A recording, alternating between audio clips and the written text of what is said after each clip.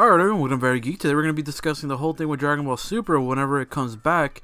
We're going to be discussing whether it's going to be following the manga or if it's going to be following its own anime-only kind of schedule. Now the reason I wanted to talk about this is because in Dragon Ball Super itself, it started off only as anime, if you guys recall. The first thing that it did do was it adapted the Resurrection F and Battle of Gods film. Now, it retold those stories and made them arguably better in some points and made them arguably worse in other points. Now, I wanted to discuss this because right now in the manga, they're in the Moro space patroller arc with Jacko, Goku, and Vegeta against Moro with I believe a former god of destruction. So, what I wanted to talk about is, will Dragon Ball Super come back with the intention of following the manga, or would it come back following its own kind of formula? Now, the reason I say this again, like I said about the movies, so what if they come back and instead of just going straight into Moro, they decide to go straight into the idea of readapting the Dragon Ball Super Broly movie and expanding on it and what have you. Now, personally, I don't think that's a terrible idea, only because it would have given them more time to flesh out, for example, Bardock's story and everything. Because if you guys don't remember, in the movie itself, the story of Bardock was rather short and short-lived, and I feel like his rebellion was definitely cut from the film. And the way you can say this is because in the film itself, Bardock literally gets when he was throwing his blast at Frieza against the Death Ball, he literally is battle damage, but we never got to see any of that battle. And there's also people in space as well, so we never got to see really the rebellion at all. And I think it would be a good idea if they do readapt it in the anime to show more of that side. And overall, I think they did a great job in the movie as well, developing Broly's character and his motivations along with Paragus.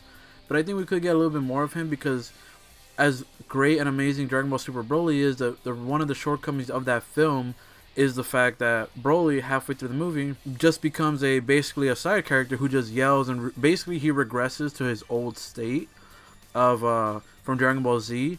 Now it's even weirder because he talks less than he did in that movie. And at least in Dragon Ball Z, he talked in his legendary form. When Broly's Berserk, he cannot, he's not speaking, he can't control it or anything. So I personally think they should do basically a whole thing of just doing, maybe adapting Broly's character a little bit better. And sorry, that's my phone. And adapting Broly's character a little bit better, and expanding on him a little bit further. But his character was already great in the film, and maybe getting more backstory to him would be awesome. And now the question is, will it follow after they readapt that? Will they follow Moro?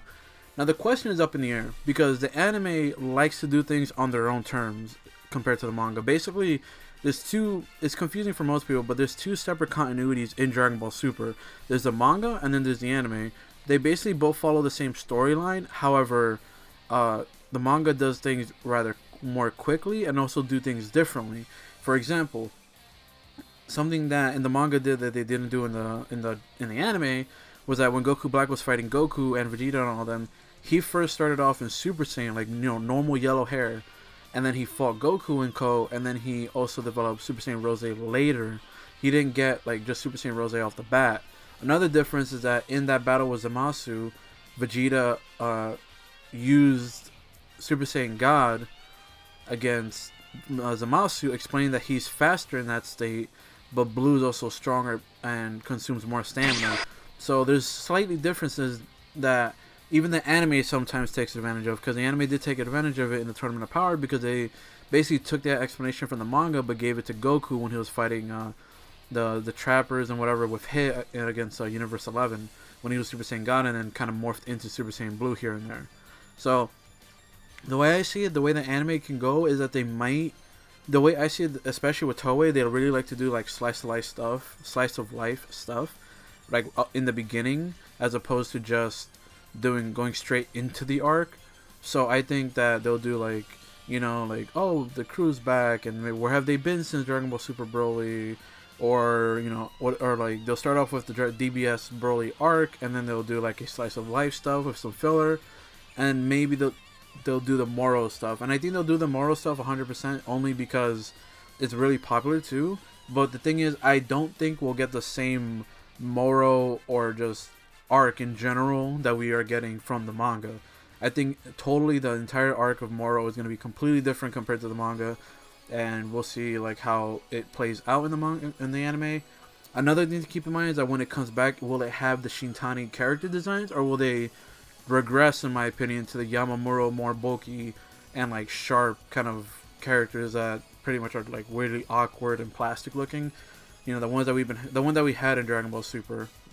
So I don't know. What do you guys think about everything I said? Do you think when Dragon Ball Super comes back, do you think they're gonna recover or recap Broly again, like they did with DBZ Battle of Gods and Resurrection F? Or do you think they're gonna skip Broly, assuming that we watched it, and then just jump into Moro?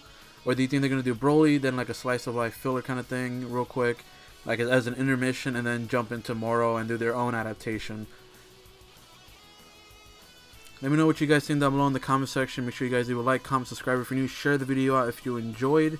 I don't know, this was just a topic I wanted to discuss because it seemed interesting, and especially with the Dragon Ball Super anime being relatively, almost like entirely different compared to the manga, especially the Tournament of Power as well. Like that's a whole nother can of worms.